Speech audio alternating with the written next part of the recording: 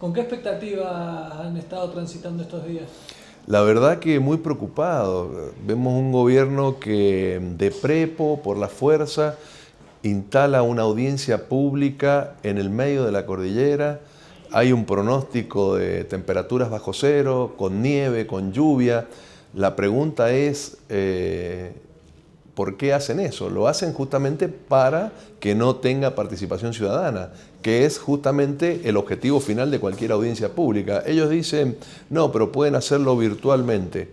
La idea es que la gente que quiera participar pueda hacerlo acercándose hacia el lugar. Por eso entiendo lo que ha ocurrido en la ciudadanía, en un pueblo como el de Uspallata, que va a ser una audiencia paralela, la verdadera, donde va a estar el pueblo, los vecinos, como ya se expresaron hace más de 10 años en forma contundente, rechazando este proyecto. Lo van a hacer ahora en la propia localidad de Uspallata. Lamentablemente estamos con un gobierno que esconde, que no abre, que no quiere que participe la gente, que manipula información, que manipula las reglamentaciones, que esquiva la ley 7722. Con todas estas sospechas, en este tema puntual, hacen que la gente no confíe en este procedimiento, ¿no? Bueno, hoy es jueves, estamos haciendo una entrevista, esto va a publicarse después de la audiencia, por lo menos de esa audiencia del pueblo. Pero, ¿por qué cree que pasó esto? De que se armó una audiencia paralela. Yo creo que justamente cuando el cauce no transporta el agua por los canales normales, esto se desborda y se va de cauce, como se dice. Y en este caso creo que hay muchísimos ciudadanos de Mendoza, de Uspallata. Cabe decir que el tema de San Jorge no solo impacta en Uspallata, impacta en todo el Gran Mendoza, porque se desarrolla en una zona muy importante, en los acuíferos del río Mendoza, y es nutriente de agua potable y de agua de riego en todo el oasis norte, y esto por eso creo que preocupa también a más gente más allá de los Uspallata.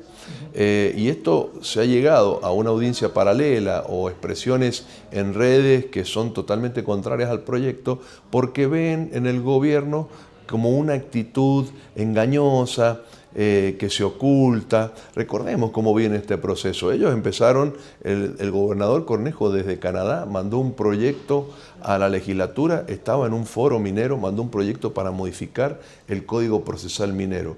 Con su mayoría automática y entre comillas algunos aliados que votaron a favor de ese Código Procesal Minero, lo reformaron y hicieron un traje a medida para que los funcionarios del gobierno pudieran manipular todo el otorgamiento y manejo de los derechos mineros. ¿Qué hicieron después? Crearon la empresa Impulsa Mendoza, que es mediante la cual se meten en el negocio, incluso frenando a los inversores naturales que puedan estar interesados en el negocio. Tienen que pasar todo por el filtro de Impulsa Mendoza que lo maneja el gobierno. Y ahí se da un tránsito de funcionarios que vienen desde la parte privada, se hacen cargo de cargos públicos y exfuncionarios públicos que pasan a tener acciones o derechos mineros.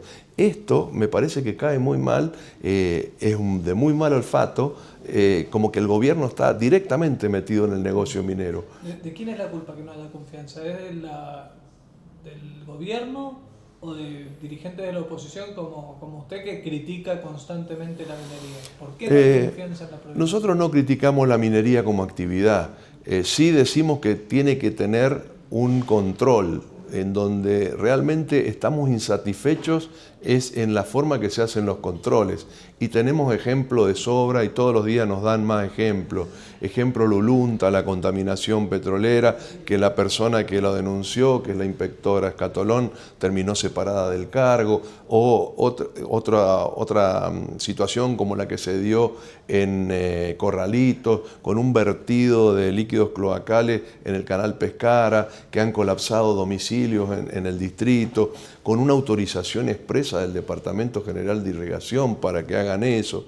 Es decir, no es correcta ni transparente la administración del agua en Mendoza. Y entonces eso, los controles, dejan mucho que desear. Son permeables a los intereses de empresarios que son amigos del gobierno. Fíjense lo que pasó con los pozos que otorgó Irrigación.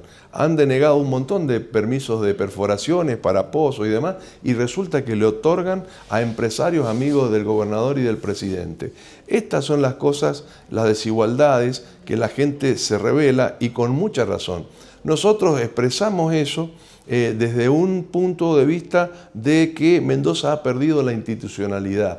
Acá hay un señor feudal, que es el gobernador Cornejo, que ha acumulado poder, acumuló poder en la justicia, acumuló poder mediático, acumuló poder en las intendencias, acumuló poder en la legislatura, en los organismos de control, pero todo ese poder no le ha servido para mejorarle la calidad de vida a la gente. Al contrario, Mendoza está en una franca decadencia, y lo dicen todas las mediciones de cualquier índice en educación, en seguridad, en salud. Es terrible, bueno, en infraestructura, cómo han dejado estar y se han dejado caer los mantenimientos de ruta, de hospitales, de escuelas. Si uno lo compara con otras provincias vecinas, Córdoba, Neuquén, San Luis, nos han pasado por encima desde el punto de vista de la atención del gobierno a la calidad de vida de la gente. Mendoza ha venido para abajo, ¿no? Más allá de las diferencias técnicas, digamos, de alcance de los procesos mineros de 2019, o procesos de impulso a la minería de 2019 y el 2024-2025, hay una diferencia también en los plazos. En 2019 la discusión fue muy rápida, ya sabemos cómo terminó, y en este caso, desde que asumió el gobernador Alfredo Cornejo, hubo un proceso un poco más extenso. ¿Qué pensás que pudo buscar de esta manera? Yo creo que en el 19, en la pueblada de diciembre del 19, el gobierno no renunció, al contrario, se replegó y se organizó profesionalmente.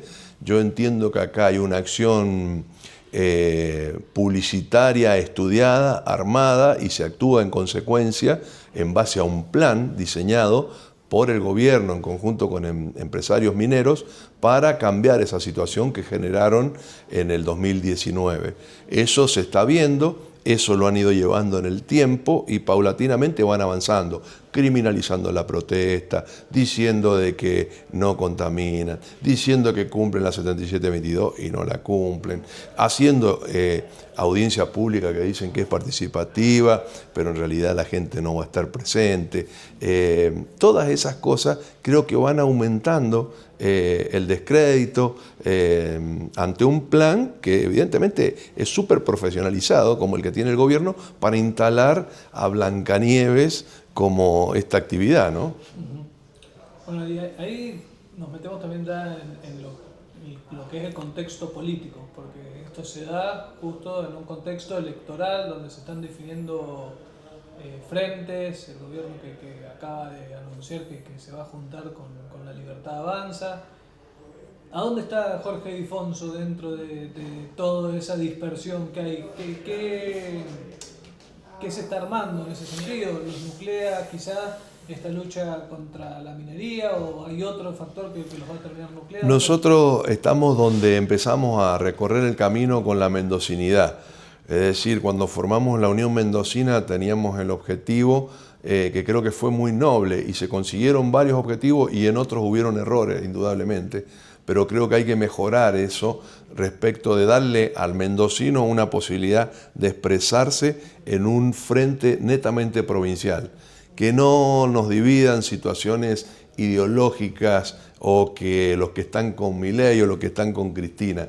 ¿Por qué? Si nosotros somos mendocinos, o sea, tenemos nuestro propio problema, nuestra propia agenda, y queremos que esa agenda esté arriba de la mesa. Fíjate lo que pasa. El gobernador Cornejo fue hizo una gran alianza con el kirchnerismo cuando el kirchnerismo estaba en el gobierno. Después hizo una alianza con el macrismo cuando el gobernador fue Macri. Con Alberto Fernández en la pandemia también tuvieron muchas cuestiones en común, que trabajaron juntos. Y ahora ha pegado el volantazo y se ha metido dentro de La Libertad Avanza. Es decir, siempre fue oficialista Mendoza. Y eso a Mendoza no le ha hecho bien, porque ha renunciado a sus prioridades, a su propia agenda, para acomodarse solo a lo que requería el gobernador, que a él en lo personal le ha ido bien, pero a los mendocinos le ha ido muy mal. Por eso nosotros decimos, necesitamos un movimiento 100% mendocino. Estuvo muy bueno lo de la Unión Mendocina, cumplimos objetivos en poco tiempo, 30 puntos, y tuvimos errores también. Creo que en base a esos errores hay que mejorarlo y hacer una propuesta 100% mendocina para el 2027 como objetivo final, pero lógicamente ahora tenemos una legislativa que hay que estar presente en todos los departamentos. En esa legislativa, quizá en el 2023 fue más fácil marcar esta diferenciación de los temas provinciales con los nacionales, porque las elecciones fueron separadas. En este caso no. ¿Cómo se trabaja eso de cara a la sociedad y a la nueva campaña? Es verdad, en ese momento fue una elección desdoblada, se elegía gobernador, intendentes, era ya de por sí una agenda provincial. Pero nosotros ahora entendemos que al haber acumulado la elección Cornejo con la elección nacional, ¿por qué hace eso? Lo hace además arreglando con Milei para taparse en una sábana que no se vea su gestión. Él no quiere que se discuta lo que está pasando en Mendoza, quiere que la discusión sea nacional, que no le discutan lo que está pasando en Mendoza y pasar tapado en esa sábana detrás de Milei, ¿no? Para que no lo evalúe la gente y le ponga nota, que evidentemente va a ser mala, porque Mendoza está mal, está muy mal. Y él se esconde con Milei, se esconde unificando la elección, cuando siempre ya se había hecho un estilo de desdoble y demás.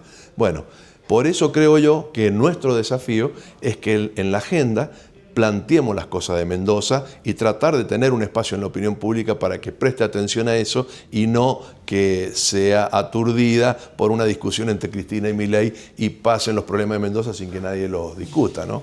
Y ahí hay diferencias sobre Mendoza también. Tema minería. En la Unión Mendocina había gente que estaba a favor de la minería y gente que estaba en contra. ¿Cómo van a hacer para tener una visión común o para juntarse personas que tienen distintas visiones? Que sí, es verdad. Pasó en la Unión Mendocina. Es verdad. Creo que el cinturón de seguridad, digamos, que tenemos todos ahí es el cumplimiento de la ley. Es decir, hay personas que están a favor de una actividad, otros que tenemos nuestros reparos, y creo yo que el punto medio es el cumplimiento irrestricto de la ley, y en eso nos pusimos de acuerdo. O sea, la ley hay que cumplirla. Los que intentaban modificar la ley y demás, creo que ya tomaron su camino, que es en otro lado. Pero referentes que han participado en la Unión Mendocina, todos aceptábamos la ley 7722. Entonces, en ese punto creo yo que es ahí donde nos tenemos que encontrar todos. Lógicamente, en temas pueden haber matices, pero hay que tratar de conseguir un frente lo más homogéneo posible, que sea armónico, que tratemos temas comunes, que coincidamos, que no hagamos solo un frente electoral que sirva para una elección y después desaparezca. En ese trabajo, bueno, hubo una foto que ya se mostró en las redes sociales, que fue publicada sobre este armado, cómo se está trabajando y qué espacios ya se están sumando. Bueno, esa foto está consolidada, que son todos los espacios, digamos, de centro, progresistas, algunos peronistas desencantados con el PJ, algunos radicales que ya dicen que lo de Cornejo ha pasado el límite, el socialismo, sectores departamentales, movimientos municipales, y eso está muy firme. Y estamos en diálogo para tratar de que se incorporen también o construir juntos, no decir, bueno, que venga y se incorpore a un lugar, construir juntos un frente con otros sectores que tenemos armonía, puede ser dirigentes del Partido Verde, si no es todo el partido, por lo menos algunos dirigentes que expresen esa corriente, lo mismo que con el PRO, creo que tiene dirigentes valiosos, y hay que pensar en Mendoza, que